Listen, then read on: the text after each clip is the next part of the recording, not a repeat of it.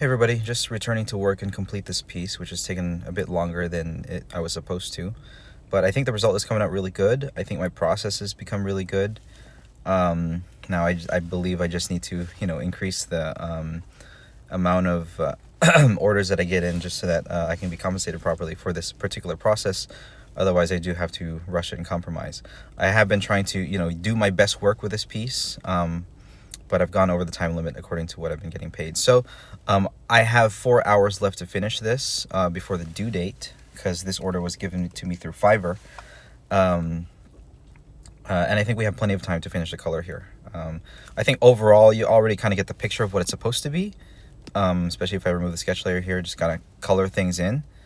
So yeah, here's what I'll do. I'll move these little palette pieces outside of the little oval, because that's probably where the composition will end, and I think for now we will keep the background white. I mean, we could do a different background color. We'll try to see what looks good, or we can just do it with a transparent background, and I can end up maybe selling this as a sticker or something. But it is, again, a really interesting subject matter. You can really tell it is the Blessed Mother, and yeah, so we'll just keep going here. The colors that I picked for shading for the dress are already here, so let's do the dress since we haven't done that yet. It looks like the I think the highlights, the contrast in the highlights can be increased on the cloak thing there. Again, I never know what to call it. Is that the mantle? I don't really know. So we'll do the form shadows first. Just kind of brush these things in pretty big. I think I would like some size control on my color brush. I think that would be good, just so I don't have to keep changing the brush size, and I can do like tapered strokes. That would be good.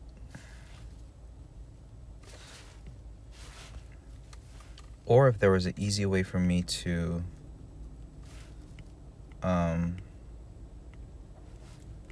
change, maybe there's an easy way for me to change the let me check the settings. Easy way for me to change the brush size. So let's look at quick shape from your last stroke, shape from your last stroke. It's not quick shape.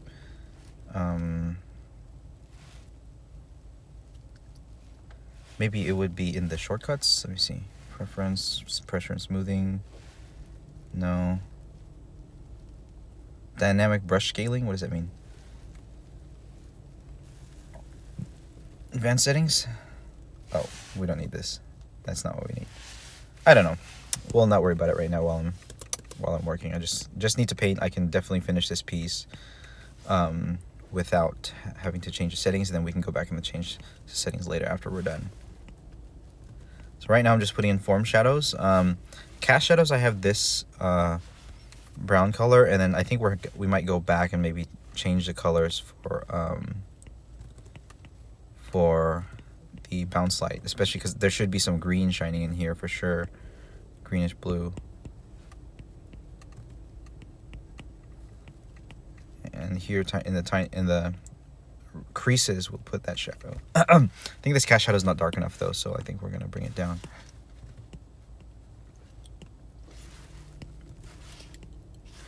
Yeah, there's really no light hitting in these little spots, so I'm gonna bring in more contrast.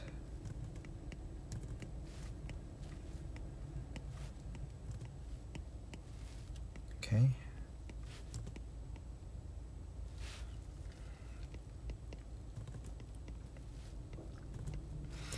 So, a lot of lessons to be learned in the past couple days. I've been spending a lot of time in my car again, and let's see. I talked a lot about the bout of anxiety that I had, that it was a false alarm, and what I learned from it. Because whether it was a false alarm or not doesn't really matter that much. But the fact that it was a false alarm helped me see that I have a real weakness when it comes to anxiety still. And that it affects my behavior in ways that I would like to have more virtue and discipline in handling that level of anxiety. Obviously, my responses to anxiety are not as toxic or harmful to myself as they used to be, but still not at a place where I'm comfortable with being prepared for that level of challenge. So, and I was mentioning I can't necessarily fake that kind of emotion, that kind of fear, unless I purposely subject myself to ambiguous situations. I don't want to like exacerbate any problems in my life where, you know, I'm just making things worse just for the sake of I can practice anxiety. That's not what I want to do. What I want to do is like, you know, I guess find the most challenging things for me, and just, you know, like I've mentioned with pursuing diligence and mortification, take the path of most resistance. I think that's a kind of a good way of looking at it. And it's weird because I'm you know, I'm all about efficiency. I'm all about I mean, but that's the thing. Laziness is kind of designed from the desire for efficiency. Even that just now, wanting to change my brush so that I can get a quick taper effect on my painting brush. I mean, that's not a bad thing. That's obviously something good I need to pursue, and it can make me more effective at art. So making more effectiveness, that's good. But that's also kind of where laziness can stem from. It's like, okay, how can I do this thing with the least effort? So at a point like this, I decided, okay, I can finish this piece, since finishing this is a higher priority, and then later I can do the brush. So it's just a matter of like prioritizing those actions and improvements. Okay, so here, sort of within the folds, I can get some form shadow. So here, I think within each fold we can get some form shadow here, and start like creating those folds with the color that I couldn't really do with the hatching, like that. And then I will create tapers in these folds, you know, using other brush strokes. Like take this one right here, create a little taper right there to show that it's folding from, like, all the way from the sash is where it's folding from. Yeah, there.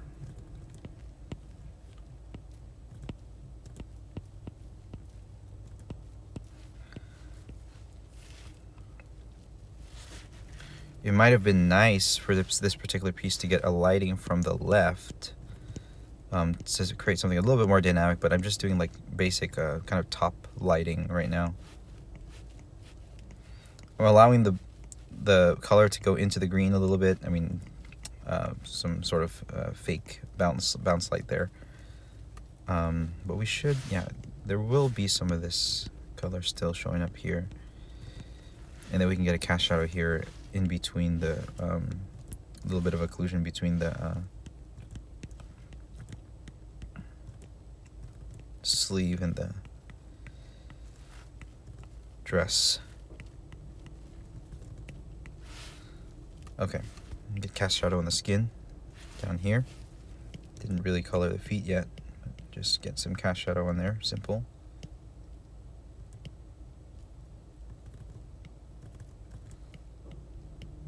Her thumb, even though her big toe is poking out on the other foot, we wouldn't get that much light on it, but I'll have it peek out just so we know that there's another foot there.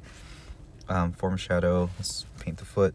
Does not have to be very complicated. Will we get a highlight on the foot? Maybe a tiny bit, yeah. Maybe a little bit, just right there on the big toe. On top of the toes. Yeah, just slight paint it. Don't want to overpaint again. Okay, so here we'll continue doing our form shadows here on the dress.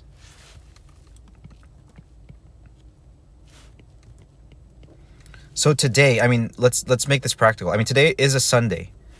Today is a Sunday that I usually dedicate to family and rest. You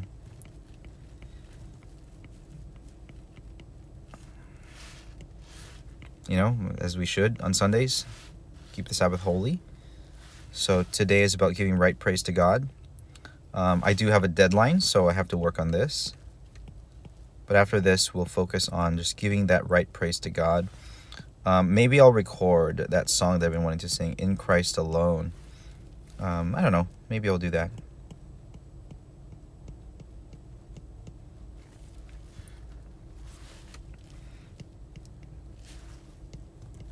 I have a friend who, on one of my recent Twitch streams, he really encouraged me to,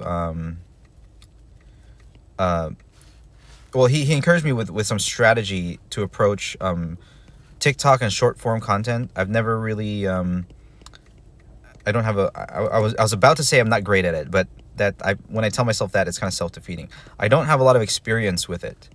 In constructing those types of that type of content. So he gave me some tips as far as like what kind of footage to use. And he said collect B-roll. And I know that word is I'm not a filmmaker, I'm not a video producer or editor. I think from my understanding it just means like extra footage, right? Like stuff that it's not part of the main story. But nowadays but you can kind of fill your fill your time with this extra nice footage, and he told me to just make it a habit to take my camera around and record things that I find interesting, and just use that to tell my story. That seems to be what the social media is useful for, just telling some kind of story. I mean, when I think about, I want to use social media to supplement my business, like that's obviously true, but what do people want to consume on social media? Some kind of story. Obviously people like educational content, but it has to be well presented, it has to be entertaining. So why do they want the story? I don't know which is the first principle. Do people want a story, or do people want to be entertained? Or are they only entertained and they receive those emotions because the story is good or because something is useful? I think it's the latter. Like, if I just approached it from an emotional standpoint, like people use social media because they want to be happy, and then that's when you get into like, distraction media, or I mean, I suppose something like comedy is like fine too, but at least as a comedian, you touch people's hearts with things they can relate to. So there's still the story element there. But anyway, what my friend has been encouraging me to do and give me strategies for is to tell my story. Now that might be too much of a contrast in the leg, so I think I'm going to reduce that, because I already have the form shadow there, and I think I just might take this form shadow color and maybe just drop it down here and just put a little bit of a highlight on the leg, or maybe just decrease the contrast of some of the folds here on this side. Don't think we need that. Yeah, that's a little bit less extreme. Yeah, because there wouldn't be much shadow on this part here. We'll take a highlight color. We'll take our highlight color and we'll start throwing some highlights on the dress here. So I'm not sure if there would be a whole lot. Should we do some highlight? I just maybe for the overall angle of the dress, like here on the chest, it would like angle towards the light a little bit more. And maybe some streaks on the parts that are like folded, maybe. Not really sure.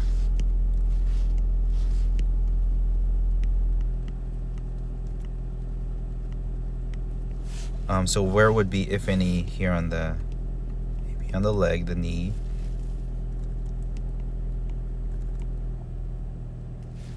Right here as some of the dress angles upward.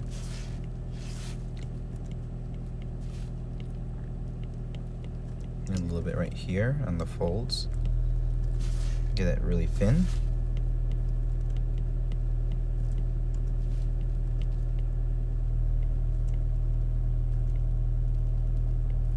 Okay. Contrast is too much again, so let's tone that down.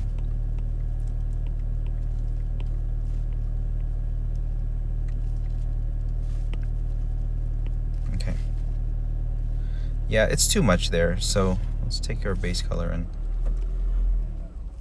reduce that. Yeah, I think that hatching kind of does the job here. So I'm gonna just tone down a lot of these shadows. Yeah, I think that's good. Maybe to get the form of the leg. We don't really want the leg to come through completely, but I think there isn't enough form shadow right there to show that the leg is coming forward and moving the rest of the dress back. Now this color is nice for the general ambient light on the dress, so we'll kind of use this light color more on the bottom in general. Just create some light, create some shine. But up here, there'll still be some shadows.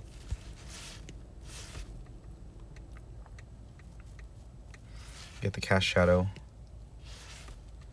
Put some shadow right underneath these little pieces of the sash, the tie of the sash. I think that's good. I think that's good. We can get a little bit more contrast maybe here on the edges. Maybe just a little bit, because there's like a little bit of occlusion shadow coming from the cloak.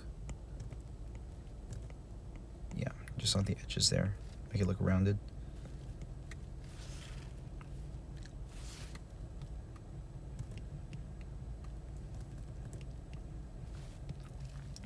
Okay, Mary is like almost done, so we'll do the sash now. That is an important piece because it's like nice and blue and right in the middle, so we need to get a palette for that. So we'll make a palette for that, and then after that we will tackle the Santa Muerte on the bottom. Okay, so that is already a solid base color. I think we might need only 2 colors for this one. Well, no, let's be diligent. So we'll do a form shadow color, which is going to be really dark. Let's desaturate, and then we'll do a cast shadow color, which is going to be, if there's going to be any cast shadows on it at all, it might be just black. Here, highlight color, sash is probably a nice silky texture, so we can up the color of it, the brightness of it, to something like that. So for this one, I think that it might be useful to do the highlights first, because since it's so dark, you're not going to get too much of visual indication of shadows anyway. Yeah, we'll play with the shapes here.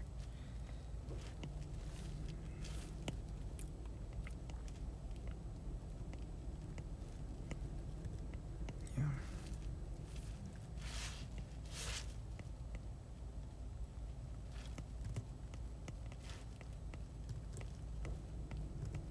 Okay. Maybe a little bit right here. I'm just kind of brushing in areas where I think that some highlight might be, like ribbon texture highlight, and then I'll shape it using the base color.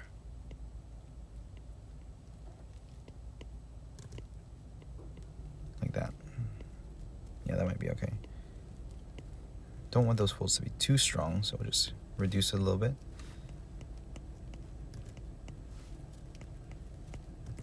And then we'll add in some form shadows here, get some darkness in there.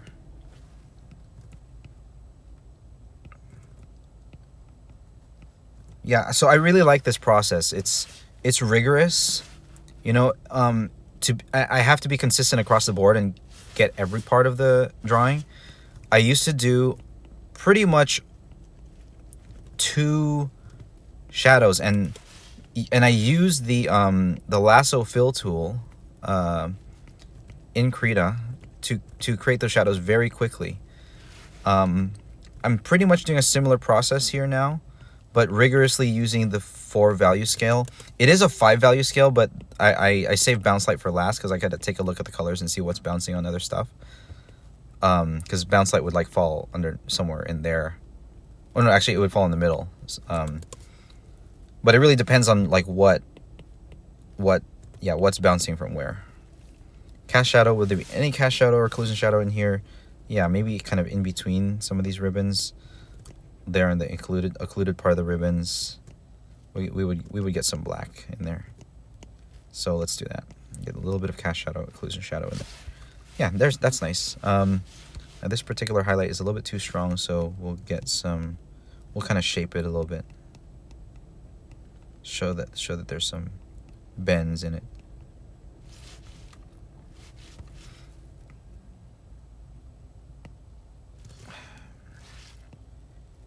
Yeah, there we go.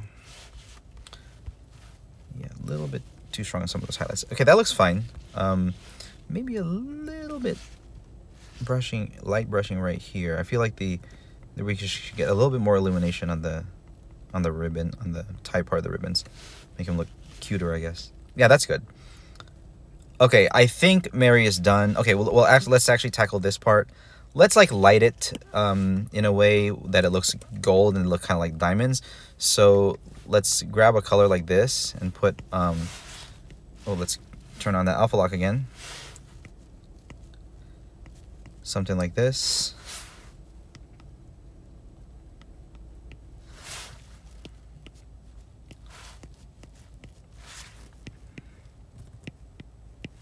Something like this. Whoa, don't want to get it on her head. Something like this. And then we'll get like a very light highlight color, almost white, and we'll pretty much, again, top lighting here. So we'll do it this way.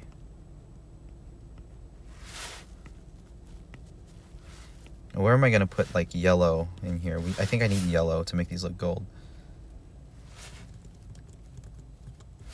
Right, let's fix some of these. Here, this right here, this right here. We're gonna need yellow. Let's get some like strong yellow lines here. I think maybe as a form shadow, or maybe just parts that are kind of in between, more in between, less facing light a little bit less directly. So like this, maybe this, or right here actually. I think overall this whole piece could be a little bit more yellow. I might do an overlay real quick, but I'm not sure.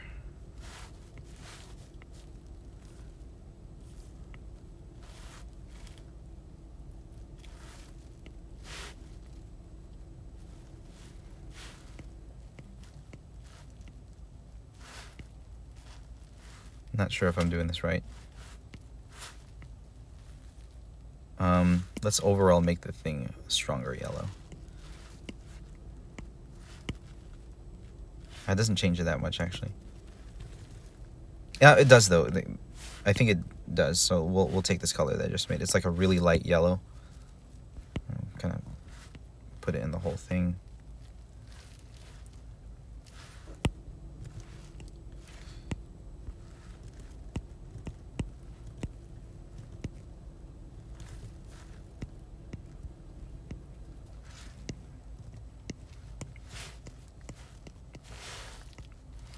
Not really sure what I'm doing with the colors here.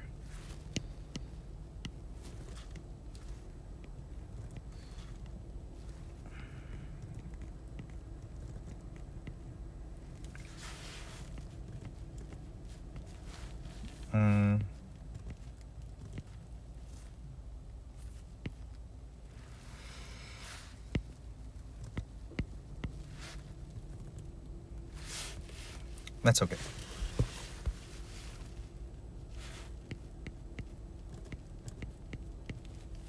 Maybe there would be a little bit of a strong form shadow, like right in the middle there. Would there? Fully saturated? Maybe. Yeah, I think that helps. Like a border. Because then it's picking up bounce light from the bottom, so only this little piece would have like a line for the form shadow. Yeah, I think that's what it is. I think that's helping a bit.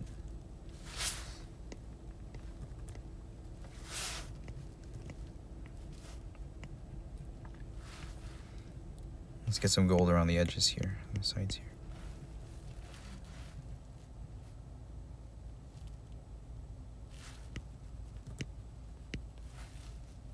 Find this darker color again. Let's get it right in the middle here. Strengthen it.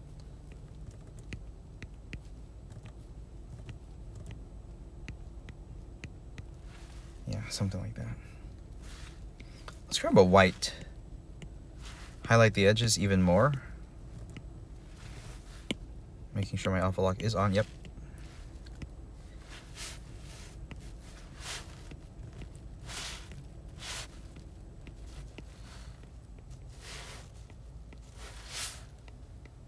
Yeah. Okay. Same here. Let's make our highlights on the dress even stronger. Or sorry, in the little cloak mantle thing. Still don't really know what to call it. We're gonna strengthen some of the highlights there. On the shoulders. On the head. Get a thin brush here.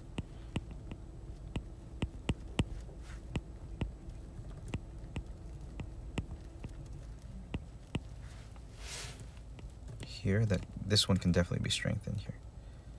We'll shape that one.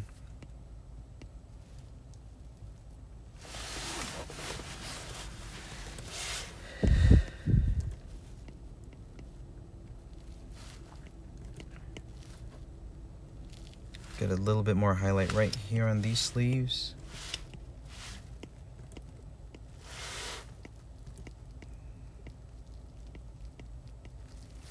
Just a little bit there. There, yeah, that improved the contrast a bit.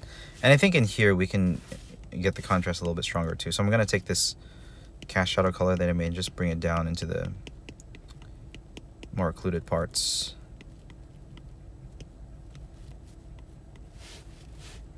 Just to up the contrast.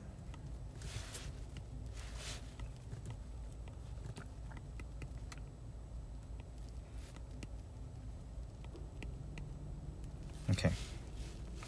All right. I think Mary looks good. So, I mean, I feel like there's always more we could do, but we can play with the color balance, the hue and saturation a little bit, but we'll do that at the end because right now we need to tackle the running out of time. I think I have 3 hours. Let's do the Santa Muerte. Now we're gonna keep it mostly a couple colors. Like, since we're like defeating a demon kind of thing, I would like for this to, I suppose, have less effort in a way. You know what I mean?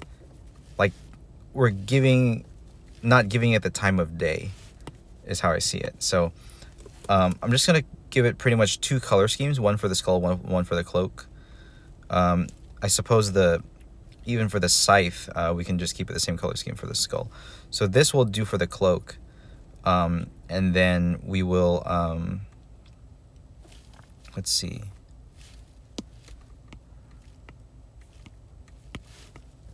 If there's going to be any highlight color on it, I want it to be a spooky blue.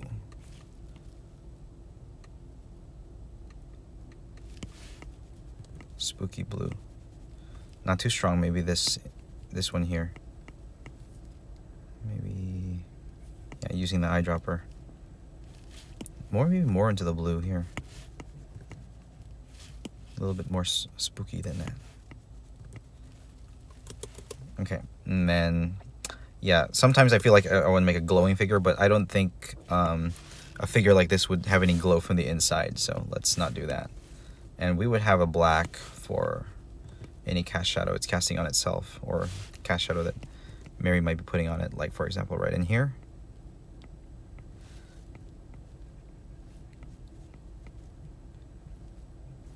Okay, so we'll find some form shadows. They will be scattered throughout here. Let's find now the alpha lock again.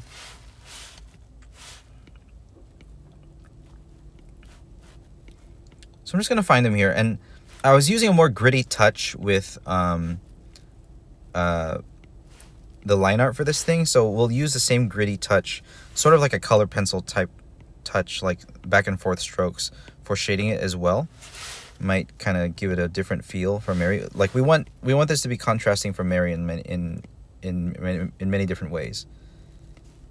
Because again, as soon as I saw the Santa Muerte and what it is, there were, like, obviously depictions of it that imitate La Virgen de Guadalupe, who is obviously the most venerated saint in Mexico. Like, I remember Bishop Barron interviewed someone. I think I mentioned this in some videos before. Bishop Barron interviewed someone in Mexico. He's like, how is the Mexican community so vibrant in their Catholicism? And you could cite, is it your priests, is it your youth programs, is it your administrations, is it your infrastructure, is it in the language, what is it something human made, is it like the organization, what are you doing in the institution? And then the guy simply answered, La Virgen de Guadalupe. Like, the miracle of Juan Diego and Our Lady of Guadalupe is such a defining feature, is the right word, feature of Mexican Catholicism. She's just so important. She's so important.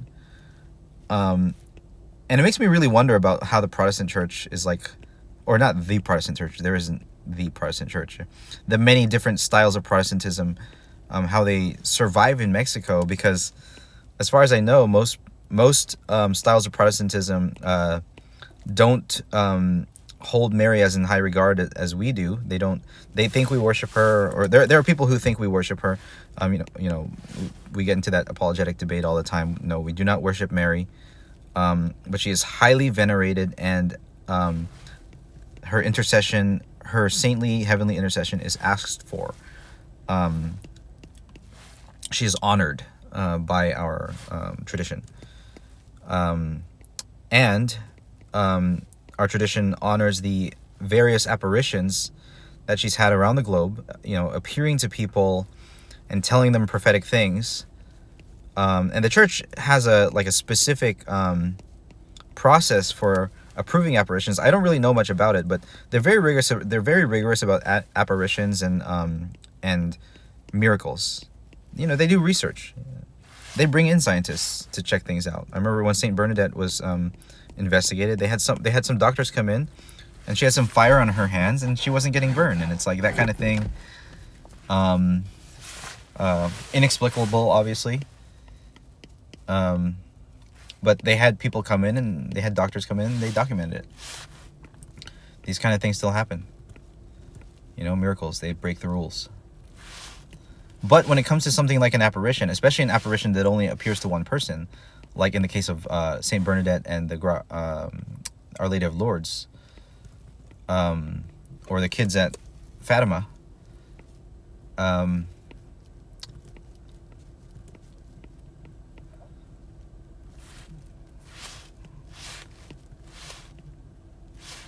the church uses that process to say, okay, this apparition is good. They say, what is she telling you? Are there any prophecies that she's saying that are coming true? I would imagine that would be the basis of some of their research. Okay, again, I don't really know much about it, and I should. But again, I'm talking about Our Lady of Guadalupe. But here's the thing: if you're not taking those rigorous measures to approve of images, apparitions, or even just images in general, because that's what the Santa Muerte is. It's an image. It's an image that's worshiping death. And it's not like in Catholicism, I mean, we take death seriously, obviously. Death is important, but we know that death is an evil, kind of like brought upon us by our own sin, right? And what is a good death? A good death is basically the death of love, the death of sacrifice, the death that one has lived a good life, loving those that he loves, loving his enemies, his or her enemies, living that saintly life of charity and virtue. And it's not death itself that ever ought to be worshipped, because death is also a privation. Death is a privation of life.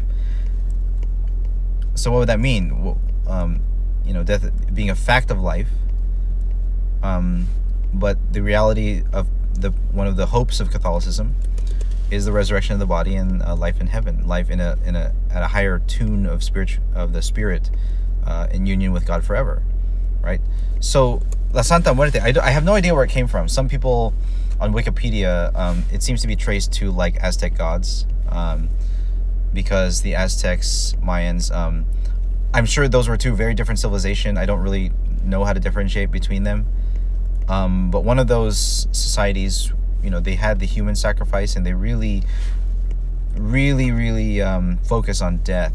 So that might be like an artifact of maybe Mexican ancient history. I'm probably just speaking out of my butt right now, but I studied a little bit of the history of it in ethnic studies recently, and if anyone in the comments knows more about this, please tell me. I would love to, you know, hear your thoughts on this, because here I am drawing an image that I feel is important. Yeah, and I don't want to shy away from the Virgen of Guadalupe. That's why I'm using her colors still. But I feel it would be not right for me to draw the stars and patterns, because I would get them wrong. And I believe that, you know, if it is truly a image created by God, then it is perfect. And I don't want to attempt to copy perfection. Okay, so now we'll find some colors for the skull. So we're going to stay within the same color scheme, maybe into the blue a little bit more, but just slightly lighter. So we're going to create a palette here. So for a base color, we'll do a little bit lighter like this. Maybe a little bit lighter than that. I'm going to go into the green a little bit. Yeah, let's go into the green a little bit. So for a highlight, we'll do like this. Maybe a little bit more on the white side. Yeah. Now for a form shadow, we'll go into the blue, get cool. Maybe a little bit lighter than that, just so we have some contrast. I'm looking at the colors next to it, making sure we have some contrast. And then shadows will go almost black here. Okay, so that's my palette. I'm getting used to creating the 4-color palette and like trying to find the reasons behind it. So we'll set the base color now for these parts. Turning that alpha lock back on. Oh, there, turning it on. I'm getting light in my eyes. The sunrise. So there's the scythe. We're going to do the same color from the bones.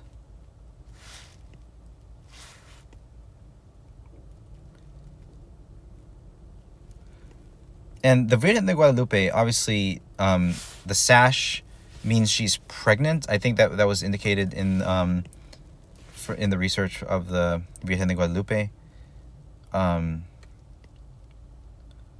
Pregnant with the baby Jesus, the child Jesus. So included in the apparition. You know what? With that in mind, I should actually show the roundness a little bit more, shouldn't I? Of the pregnant. I didn't consider that. Actually, so I should probably lighten this a little bit more up here.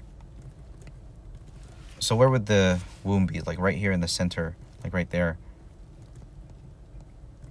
So just a little bit less shadow here, to show that there might be a little bit of a bulging here. I mean, I don't think she would be like 9 months pregnant. It doesn't seem to show that in the Guadalupe image, but just a little bit of indication that there's a curve. Let's take a look at the Guadalupe image again. Yeah, it's not really there. But you can't really tell because her hands are folded in front and the sash is cinching a little bit in the middle, it seems like. So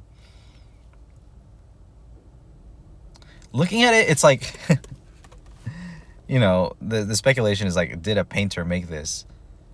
If a human hands did make something like this, which as Catholics we don't, we you know, if we adhere to the tradition, we know it was painted by the hands of God. But if human hands did paint this, it's painted very skillfully, to be honest. Yeah, like I could see a human painting it, you know, like the figure at the bottom looks a little funky, but it's very highly skilled painting. Yeah, my Virgen looks a lot younger, but I think overall, you know what? Yeah, there's a little bit more like almond skin color on the original Virgen. This looks very anime. which is fine. I mean, that's just how I draw. But I think we'll start finally playing with the hue and saturation brightness a little bit more towards, I mean, we'll play with it. Like if we move here, everything's get green. If we move here, things get blue. And we want to kind of stay in the middle. I don't want to desaturate. I don't want to oversaturate. I think my levels, I think my color choices have been good. So if we keep the hue at 50, if we saturate, it gets a little bit too much. If we desaturate, it looks great. So I think my levels of saturation and color choice have been good. We might saturate very slightly more. And what about brightness? I think we can turn the brightness down slightly and then run a levels pass. So just a very slight hue and saturation brightness pass. Yeah, just very slight, and then we'll run levels. So let's see. Curves, I mean. So darken the darks and lighten the lights. Do we want to do that?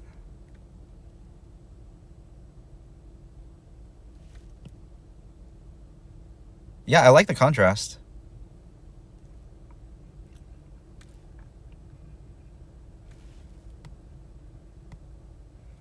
Red, do we want to increase the red? Do we want to increase the green?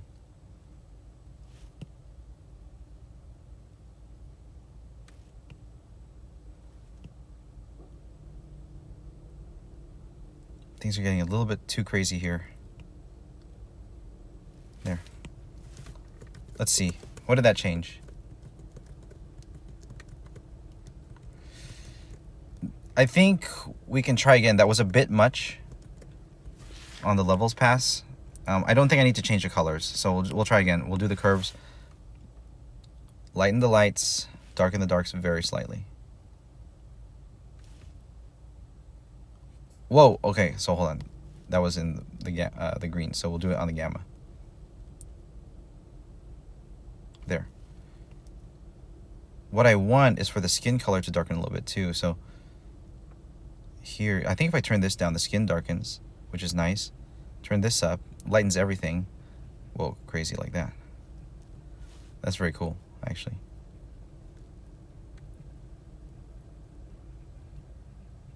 So that's where we were.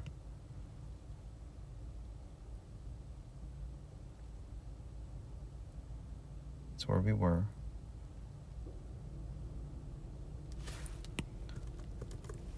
That's nice. That's pretty nice. Now I want to lighten the lights, but I think for the color balance, we do want the skin color to turn a little bit more on the almond side. So let's see. Let's see what we can do. We are in, is this in the highlights? This is in shadows, so no, we don't really want to change shadows. Let's change highlights. Magenta, green, nope. Red. Yeah, we can make the highlights a little bit more on the red side.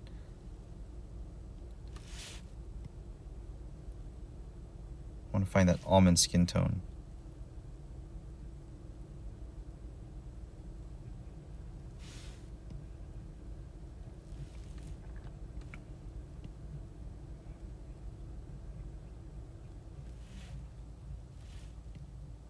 Don't want things to get too red here. The adjustments we're making are just very slight.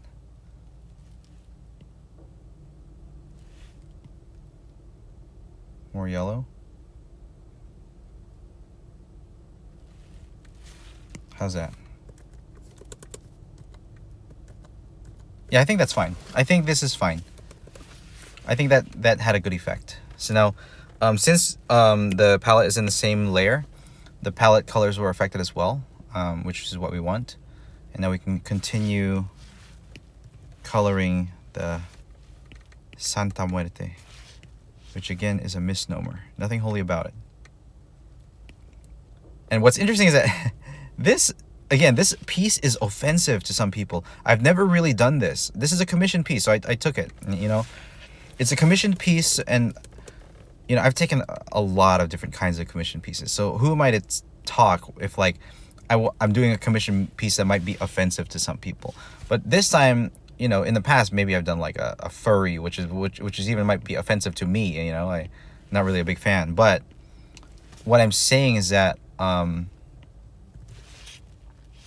this particular piece is condemning something that the Catholic Church has already condemned, but a lot of people still venerate or worship, or I don't know what the right word is, this particular figure. It's holy to some people. To millions of people, actually, is what I saw on the online. And I know there's levels to it. I'm sure there's people who think, oh, that's a cool image, right? It's a cool image. I like it. And they just think of it that way. And then there are people who think it means something to me. There's meaning in it. And then you get stronger, to the level of cult, strong devotion and prayer, and building religion around it, or using one's current faith and supplementing, quote unquote, supplementing it with this particular image, saying, oh, this could be a healing figure or something like that. You get into levels of superstition where people are just being superstitious. But in the spiritual life, we always, I'm not an exorcist, but they always warn against this kind of stuff. Even just drawing it, I worry, That's why I really want to make sure that I'm doing this in a spirit of prayer. Oh, what's up? Hello, artist. Wow, my call is so muffled, QQ. Hold on. I think because of the Bluetooth. I turned off the Bluetooth, QL Jewel. Let me see. Does that change the mic? Can you still hear me?